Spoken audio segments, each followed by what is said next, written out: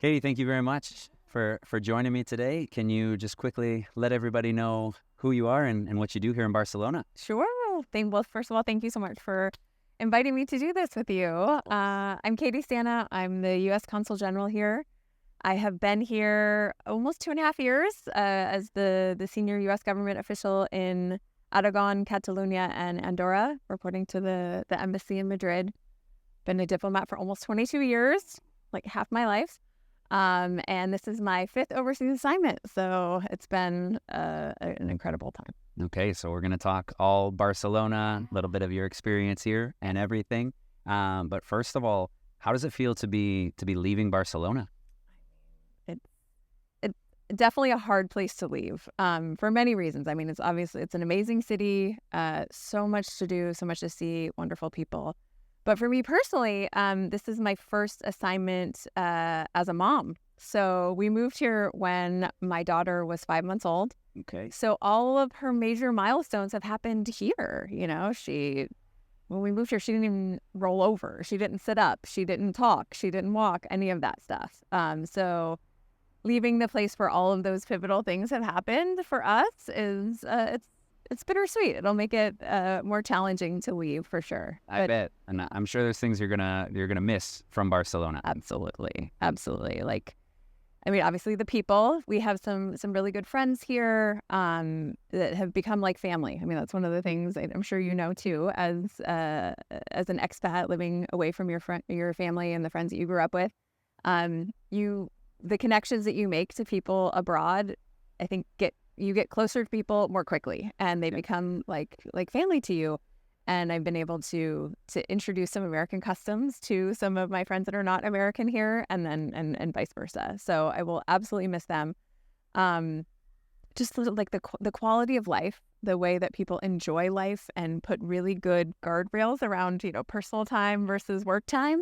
I think that's something that we can learn a little bit about in the U.S.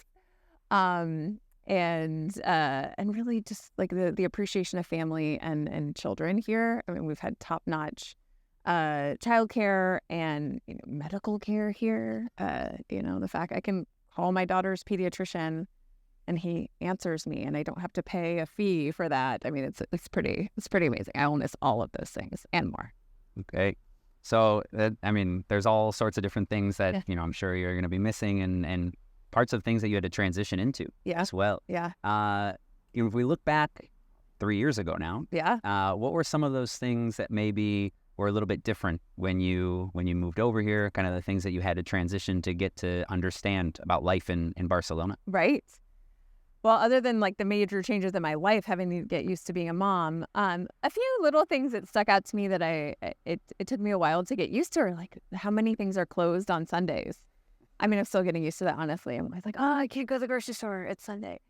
That's wonderful. It kind of goes back to that work-life balance that I talked about earlier. But it's very different from the U.S. where everything is open all the time. And even on, Thanksgiving, you can go grocery shopping. Different holidays and how their holidays differ. Like the city of Barcelona, the region of Catalonia, and then the nation of Spain.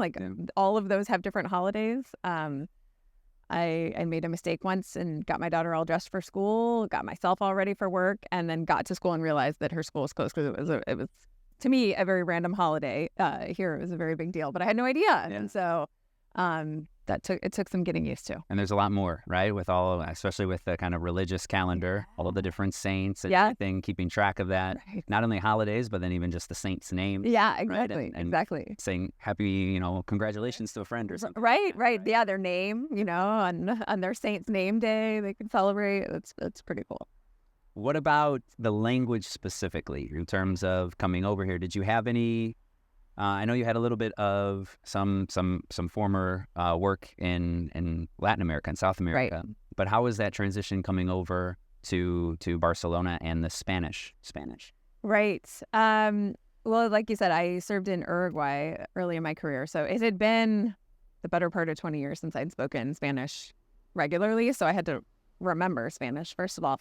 But then accents are very different. So I was the Uruguay Argentine accent is quite different from how people speak here. And I had studied Spanish pretty much my whole academic life. And every teacher I had through, from middle school all the way through the end of university was like, oh, we can skip over the vosotros because nobody, they only use that in Spain. And so you don't need to learn it. And then I get here and I'm like, oh, wait, I'm in Spain. I need to learn that. So luckily my colleagues here have been super helpful in teaching me and helping me practice. And I thought, I'm going to go all in because who knows, I'll probably never go back to Latin America. And now I'm going to Mexico, so I have to unlearn the vosotros. But let's go back to ustedes. Ustedes. I know I haven't said ustedes in so long. So yeah. No, that's funny because I remember when I was studying, and I think it was maybe I was 15 or so, and we actually had the book open to the ustedes, the vosotros, and for whatever reason, our books had lines through vosotros. And I remember somebody asking and saying, well, what's the deal with that? Yeah. And just like you said, only if you go over to Spain. Right. And you always think, well, what if I do? And then now we're here and you don't know how to do it. And I remember when I first moved here, I didn't know how to conjugate the vosotros.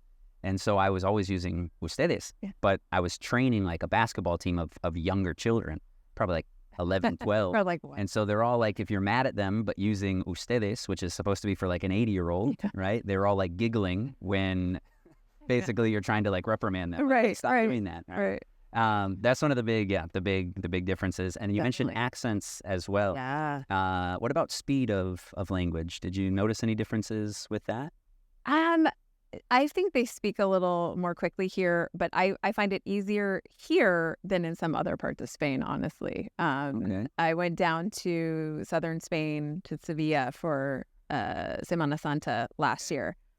And my parents and I got into a cab with my daughter, and the cab driver starts speaking. And I was like, I thought I spoke this language. I have no idea what he's saying. And my parents are looking at me, relying on me to be the translator. And I was like, God, what is he saying? Like his accent super thick, and he was speaking a mile a minute. So it made me really appreciate here where people speak a little more slowly. People are very, very generous if you have a hard time understanding. Definitely. And you're supposed to be the translator. Yeah. And I'm like, what have you been doing here the last couple of years? Yeah, exactly.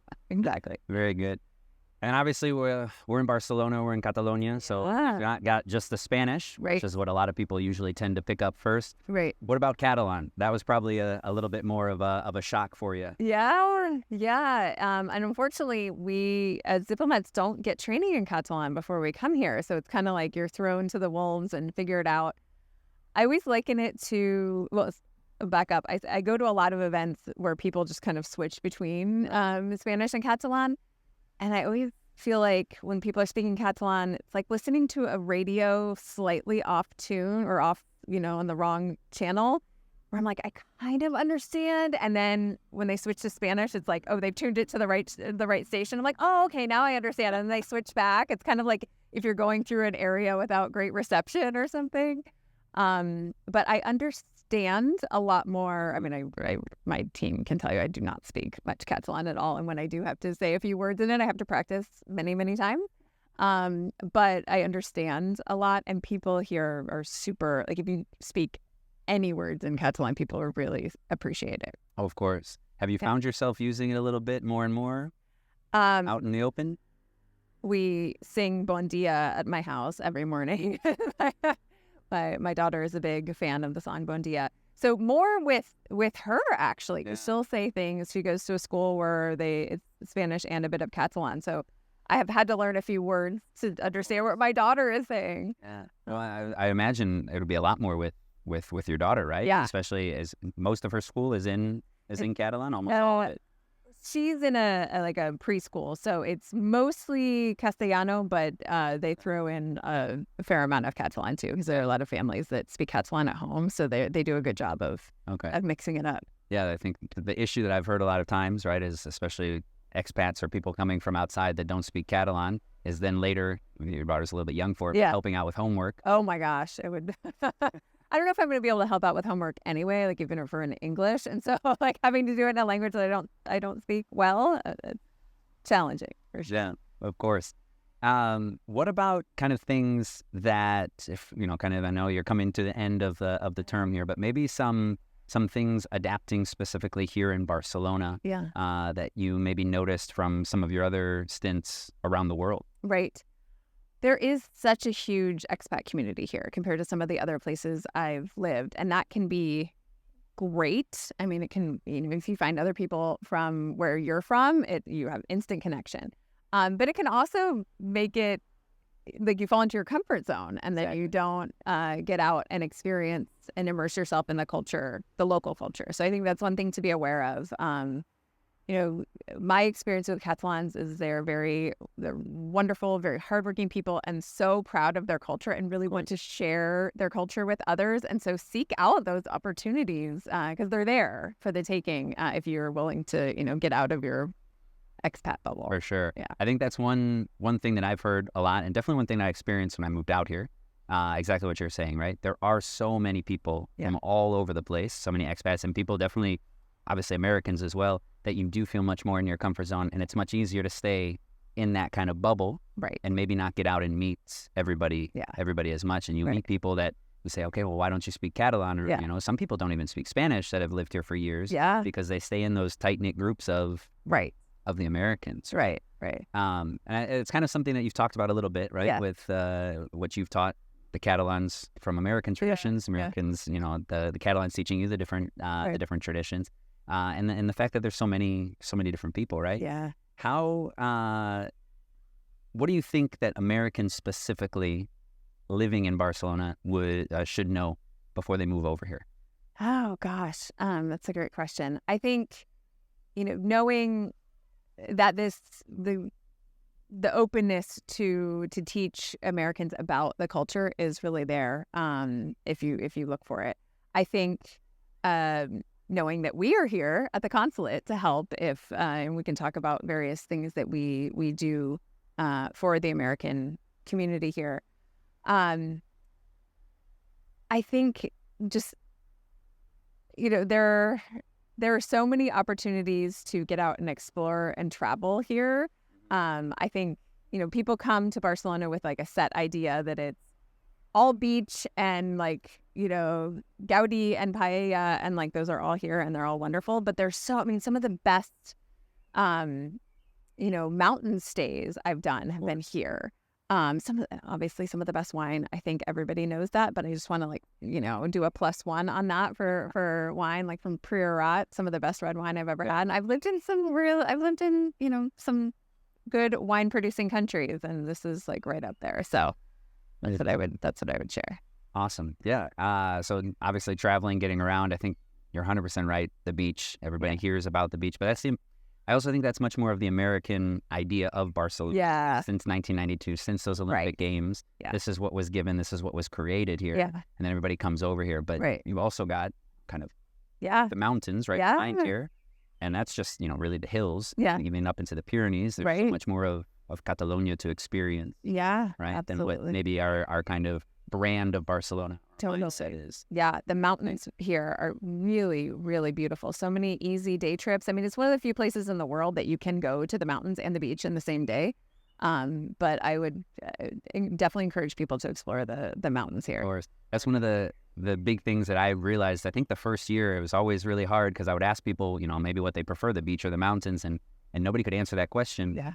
And I never understood right away until I realized, well, if you have both, why do we have to choose? Why pick? Right? Yeah. And then not only do you have, the rest of Catalonia right out here, but especially with the consulate, you have a lot of experience with Aragon. Yeah. Right? Just going a couple hours out and exploring that, and Andorra as well. Yes. It's even more mountainous. Yes, exactly. Nestled in the Pyrenees. Right. So what kind of things, you kind of mentioned before, but what kind of offers does the consulate have, or maybe even things that you think Americans should know that they can do at the consulate to help them if they are living here? Right.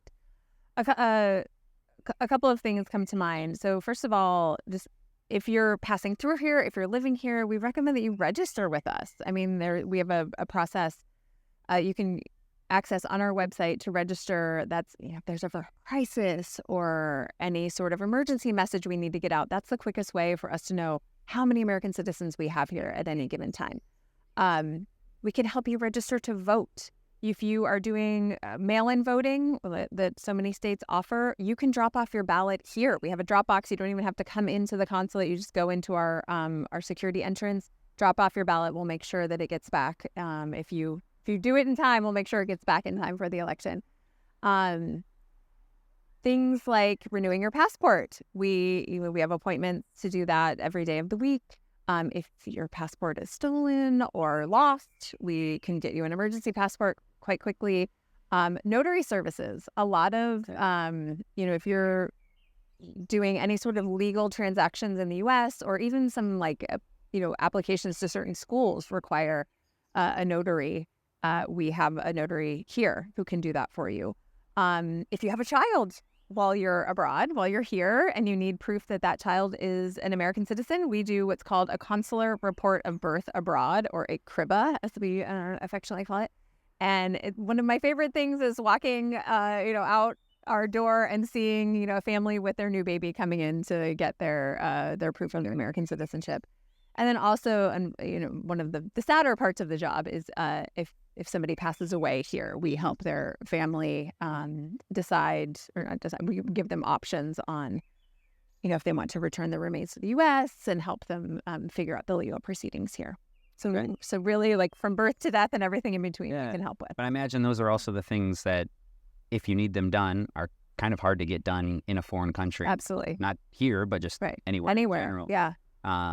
The notary is the one that I think, I didn't even know that was offered here. So that's good, because I know I've done a lot of the documents, and I always tell people, if you can have other people handle it and make sure you're all good. But one thing that I get a lot of questions about, especially with the new visas coming out, the digital nomad visa or the non-lucrative visa, all those different types of people wanting to move here, how can they get that done? And it's always hard if you're here.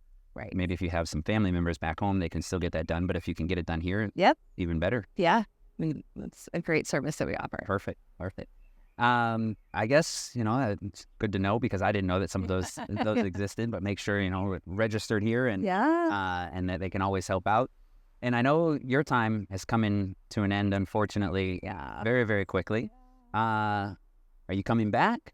Oh my gosh, without a doubt, yes. I spent the first 4 years of my childhood abroad as well for my dad's job.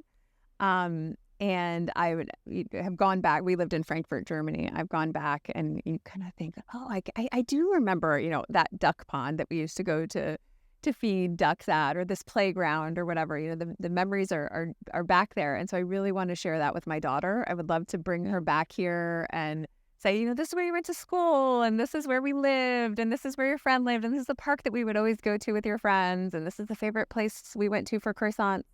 And orange juice, because she's a connoisseur at this point. So of orange juices. She's spoiled on orange juice forever. I mean, the orange juice here, the fresh squeezed orange juice with oranges from Spain. Like, you can't go back and drink Tropicana after that. Sorry, Tropicana.